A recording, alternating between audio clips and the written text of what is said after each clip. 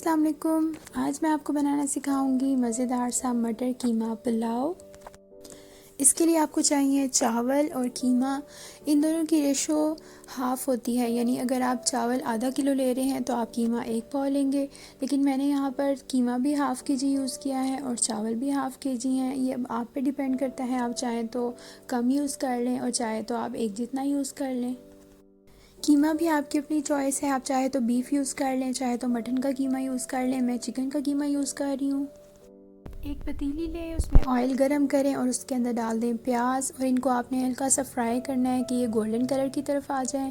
جب گولڈن ہو جائیں تو آپ اس کے اندر ڈالیں گے لہسن اور ادرک کا پیسٹ، اور آپ نے اس کو براؤن کر لینا ہے پیازوں کو، اور آپ اس کے اندر 2 ٹیبل سپون کے جتنا پانی ڈال دیں تاکہ پیاز جلے نہ اور پیازوں کا کلر لاک ہو جائے۔ اور جب پیاز فرائی کر رہے ہوں تو آپ چمچ چلاتے رہیں تاکہ پیازوں کا ایک ہی کلر آئے۔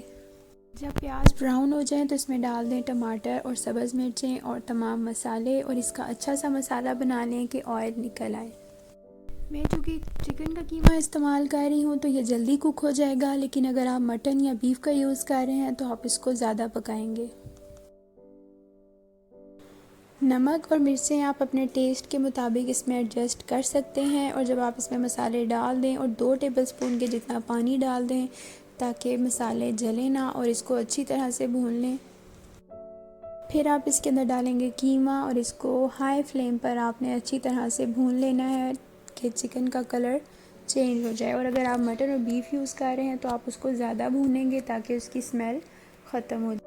میں چونکہ چکن کا قیمہ یوز کر رہی ہوں تو مجھے اس میں پانی کی ضرورت نہیں پڑے گی، لیکن اگر آپ مٹن یا بیف کا قیمہ یوز کر رہے ہیں تو آپ اس کے اندر ہاف کپ یا 1 کپ جتنا پانی ڈال کر اس کو گلا لیں گے۔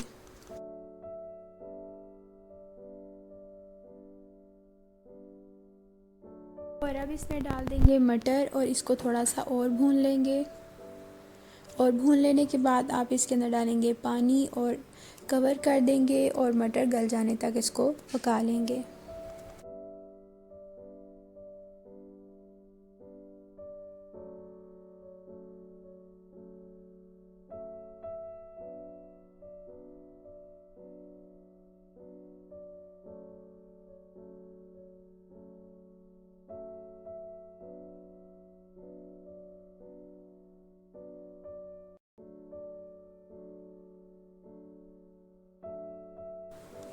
اب اس کے اندر ڈال دیں گے پانی، اور پانی کی ریشو چاول سے ڈبل ہوتی ہے، یعنی اگر آپ 1 گلاس چاول استعمال کر رہے ہیں تو آپ اس میں 2 گلاس کے جتنا پانی ڈال دیں، اور اس میں ڈال دیں گے چاول اور فلیم کو رکھیں گے میڈیم پہ، اور چاولوں کو ہم نے 85% تک کوک کرنا ہے، اور جب پانی ڈرائی ہو جائے چاولوں کا تو پھر آپ اس کو کور کریں گے اور 15 منٹ کے لیے آپ اس کو سمر پہ یعنی دم پہ پکائیں گے۔